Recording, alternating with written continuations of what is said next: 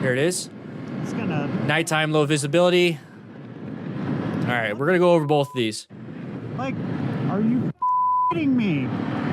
So in this situation, it's the same rider. Our lane is moving. So this car is actually moving faster than this car. And then this car is like, well, this car is moving faster than this car, so I'm going to go in front of him and not really look. That happens all the time. Now, maybe they did look, but our little baby headlight, motorcycle headlights, don't do very much. It kind of just shines right here. You notice the difference between this headlight from these cars and then our little one right here. So maybe upgrade your headlights, maybe upgrade your lighting system on your bike. It might help out a little bit. But this driver is not going to see you. Inattentional blindness, motion-induced blindness, we don't have very good visibility. We were like a single light, basically just pointing at the ground, so maybe adjust your lights too. But as soon as you see that your car is moving faster, your lane is moving faster than the lane that is to the side of you, always assume there's a possible merging issue. So I ride staggered with other cars, okay? So let's say those are the 3 cars. Let's get rid of this one right here. Let's get rid of that guy. Let's say those are the 3 cars. We're riding staggered. So if this car decides to swerve right, nobody gets hit. If this car swerves left, nobody gets hit, because remember, that car's not there.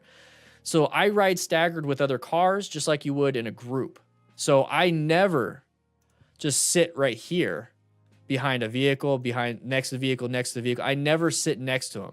So the fact that this person's in this spot right here is a very good spot, because the moment this car driver decides to switch over, It's gonna, like, not... even if this car switched over completely, we're not going to get hit.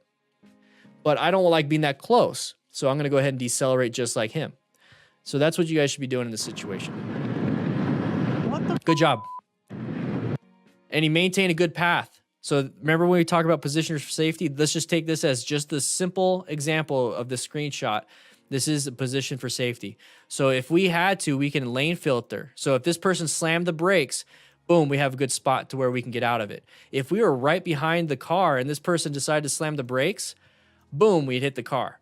So when it comes to positioning your safety, this off to the side, same thing when you stop at a light, off to the side, if this person decides to slam the brakes, we can keep going forward without any input. This is why I say position yourself for safety, position yourself for success too. Okay, 0 input. Now, after the fact, let's say we get to this point, we're like, oh crap, I gotta slow down and stop because I'm now on the shoulder, and that was a weird thing.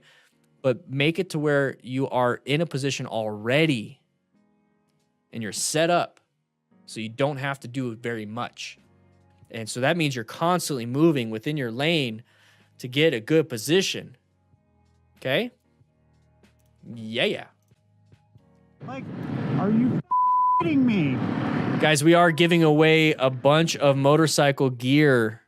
Check it out. Link is in the description. It's $5 to enter. There's a free way to enter. But if you're a $15, the tier 1 patron, you get my ebook for free too. We're drawing it every month. So if you don't win it this month, next month we're doing more. Next month we're doing more. Next month we're doing... My goal is to get to the point where we're giving away like $2,000 a month of gear, okay? Or maybe even give away some safety classes, your local MSF or something.